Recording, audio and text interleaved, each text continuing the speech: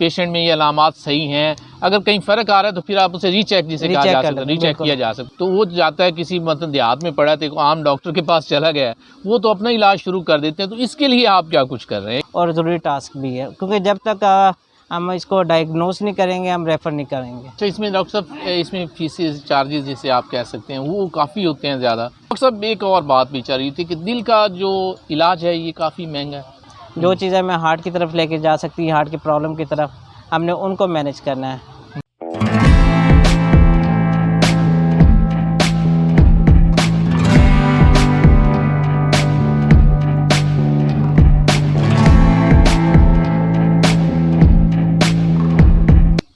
السلام علیکم، پروگرام آپ کی آواز کے ساتھ میں ہوں سید عدنان نور۔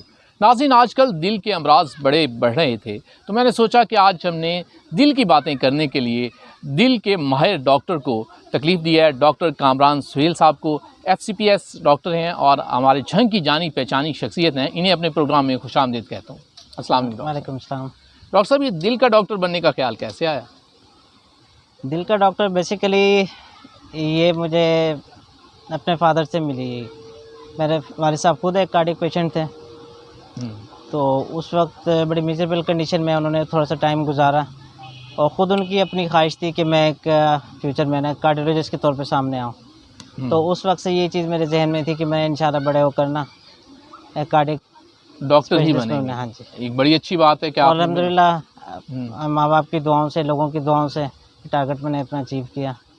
اچھا، میں تو سمجھ رہا تھا کہیں دل لگا کے کہیں اس سائڈ پہ نہ آ گئے، ایسا بھی ہو سکتا ہے۔ دل لگی تو پھر ایک زندگی کا حصہ ہے، وہ تو ساتھ ساتھ چلتی ہے۔ اچھا، یعنی یہ ساتھ ہی رہا، وہ دل بھی ساتھ ہی رہا۔ وہ ساتھ۔ اچھا ڈاکٹر صاحب، عام طور پر جیسے ہی موسم بدلتا ہے دل کے امراض کے جو مریض ہیں ایک تو وہ بڑھنا شروع ہو جاتے ہیں، اس کی کیا وجوہات ہیں؟ سردیوں ہوں تو مجھے لگتا ہے کہ سردیوں کے شروع میں ایسا لگ رہا ہوتا ہے کہ دل کے امراض والے مریض زیادہ ہونا شروع ہو جاتے ہیں۔ آپ بالکل ٹھیک کہہ رہے ہیں، سردی بری طریقے سے دل پر اثر انداز ہوتی ہے، اسپیشلی وہ مریض جو آلریڈی دل کا مریض ہے، تو سردی اس پیشنٹ کو زیادہ طریقے سے خراب کرتی ہے۔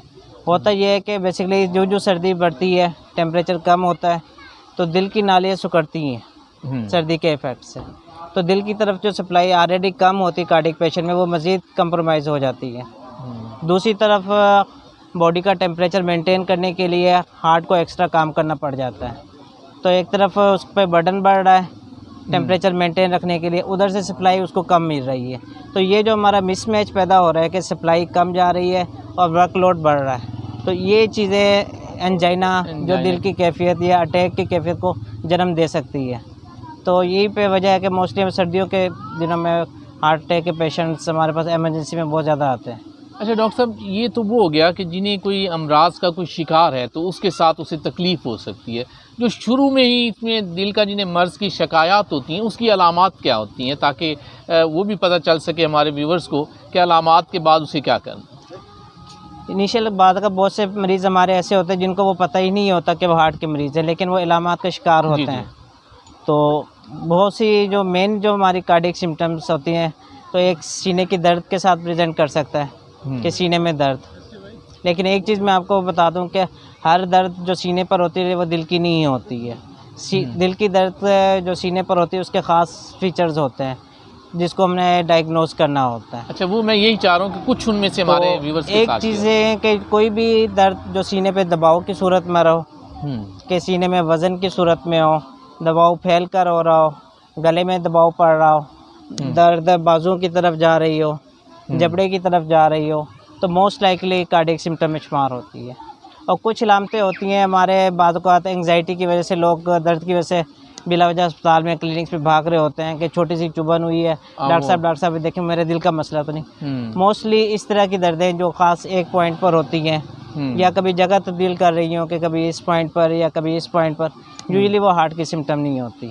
جو دباؤ کی صورت میں ہو، گھٹن کی صورت میں ہو، تو وہ انویسٹیگیٹ ہونی چاہیے، وہ ڈاکٹر سے آپ ضرور کنسلٹ کریں کہ یہ میری سمٹمز ہیں، یہ آیا کہ کارڈک ہیں یا نہیں ہے، پھر جو کارڈیولوجسٹ ہوگا وہ اپنے طور پہ اس کے اسیسمنٹ کرے گا کہ اچھا، اس میں فوری پھر اسے مثلا اس میں علامات شو ہو رہی ہیں تو وہ جاتا ہے کسی مطلب دیہات میں پڑا تو عام ڈاکٹر کے پاس چلا گیا ہے، وہ تو اپنا علاج شروع کر دیتے ہیں. تو اس کے لیے آپ کیا کچھ کر رہے ہیں کہ جو مثلا عام طور پر عطائی ڈاکٹر بیٹھے ہوتے ہیں یا کوئی MBBS ڈاکٹر بھی بیٹھا ہے تو وہ اپنا علاج شروع کر دیتے ہیں؟ ہماری کوشش ہوتی ہے کہ اپنے جونیئر ڈاکٹرز کو بھی ہم ان کو ایجوکیٹ کریں کہ انیشیل سمٹمز ان کو پاس اگر پیشنٹ پریزنٹ کرتا ہے تو انیشیل جو ٹریٹمنٹ پلان ہے کم از کم ان کو آنا چاہیے کہ فوری طور پہ امیڈیٹ میجرز ہم کیا کیا فالو کر سکتے ہیں. کس کو فوری ڈسپرین دینی ہے، کس کو خون پتلا کرنے والی گولیاں مزید دینی ہے، خون پتلا کرنے والے ٹیکے فوری لگوانے ہیں، اور کس کو ٹائملی آپ بڑے سینٹر پہ آپ اس کو ریفر کر دیں تاکہ ٹائملی اس کی ٹریٹمنٹ ہو سکے. ڈائگنوز کرنا بہت ڈیفیکلٹ ٹاسک بھی ہے اور ضروری ٹاسک بھی ہے، کیونکہ جب تک ہم اس کو ڈائگنوز نہیں کریں گے ہم ریفر نہیں کریں گے. کیونکہ ہمارے ایک اور میں آپ کو بتا دوں کہ بہت سی کارڈیک سمٹم معدے کی درد کے ساتھ شروع ہوتی ہیں. پیریفری میں یہ ہوتا ہے کہ جو معدے کی درد سٹارٹ ہوئی کہ ادھر درد ہوئی ہے تو معدے کا علاج شروع ہو جاتا ہے.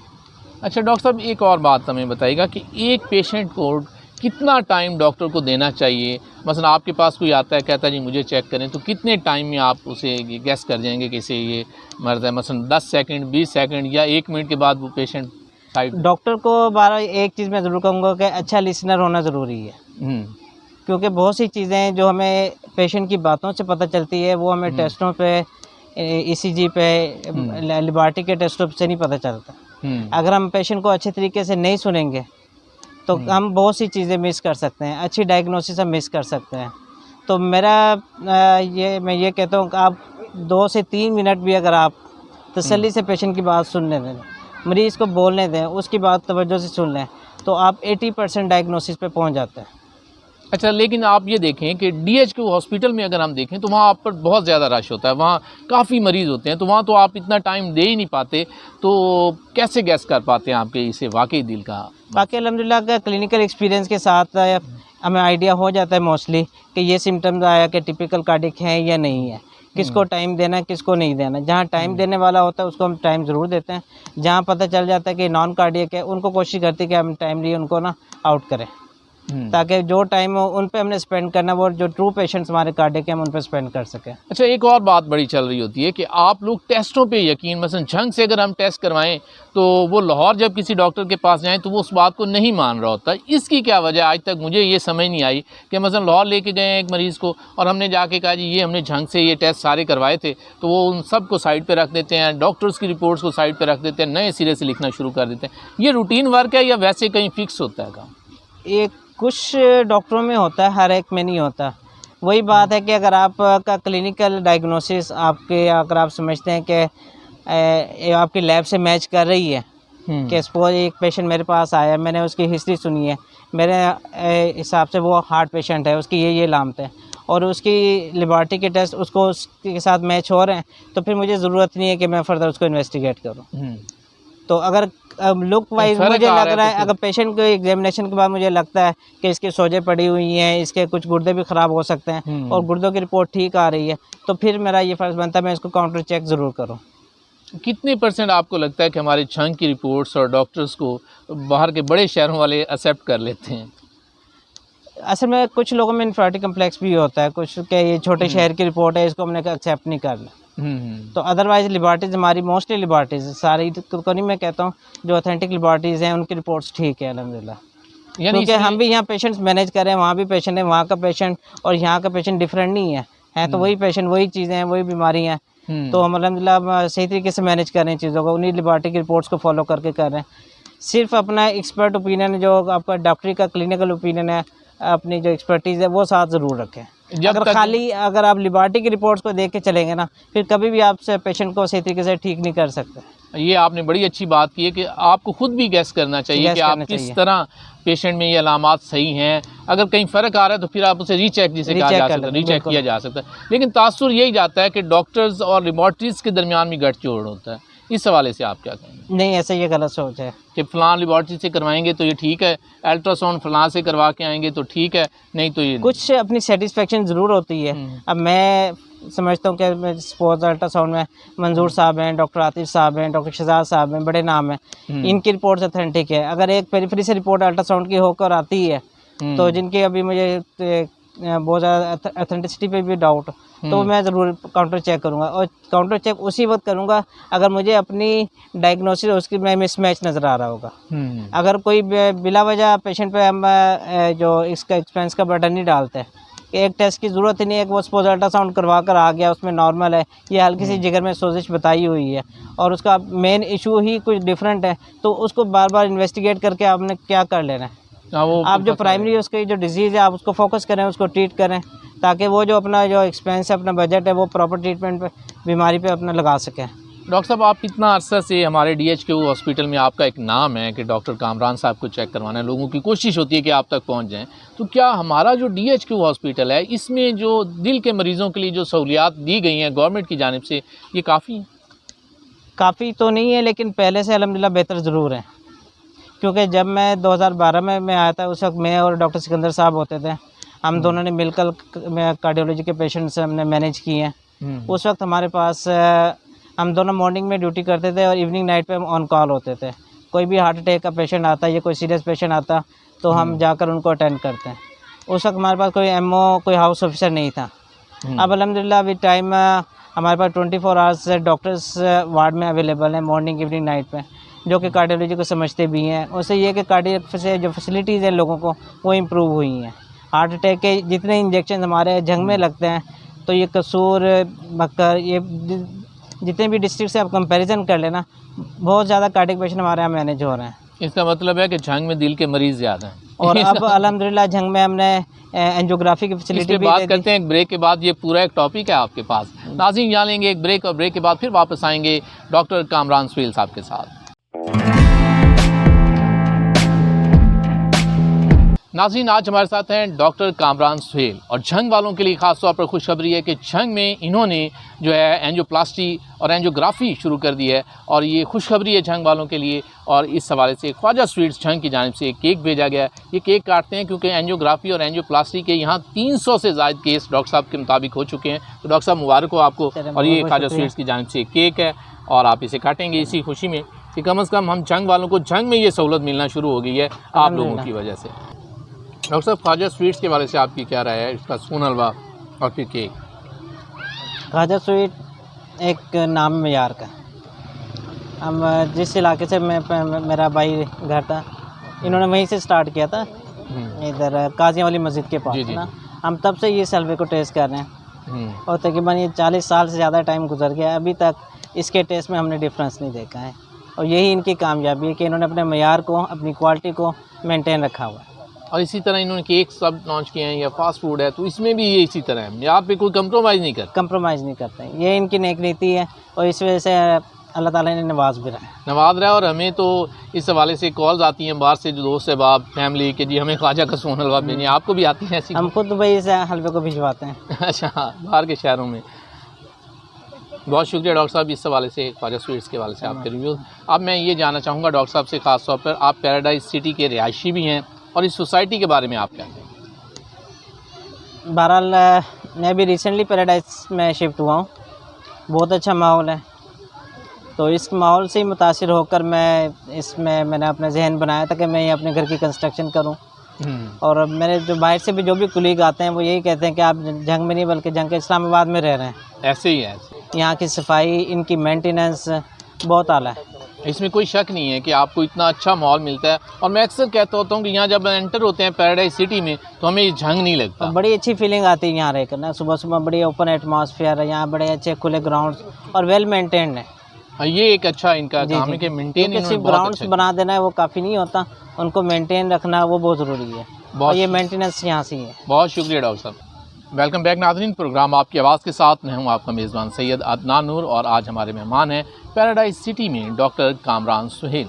इनसे हम जानेंगे कि झंग में जो है एंजियोग्राफी और एंजियोप्लास्टी की सहूलत शुरू हो चुकी है, इस हवाले से कि कहाँ और उसका खर्चा कितना आता है। जी डॉक्टर साहब।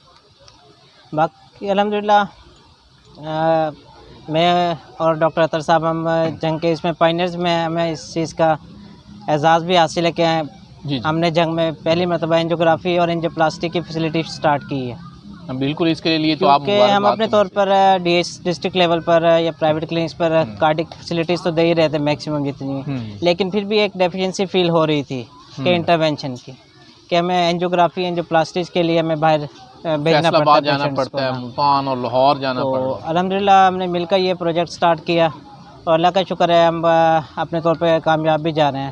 بڑا اچھا ہمارا آؤٹ کم ہے الحمدللہ. اور تھوڑے عرصے میں ہم نے تقریباً آلموسٹ 300 کیسز ہم نے مکمل کی ہیں. اچھا، اس میں ڈاکٹر صاحب اس میں فیسز چارجز جسے آپ کہہ سکتے ہیں وہ کافی ہوتے ہیں زیادہ یا کوئی ایکسپینسو پروسیجر ہے نو ڈاؤٹ، لیکن ہماری اب یہ کوشش یہی ہے کہ اس کو فی الحال جتنی جلدی ہو سکے اس کو صحت کارڈ پر شفٹ کریں.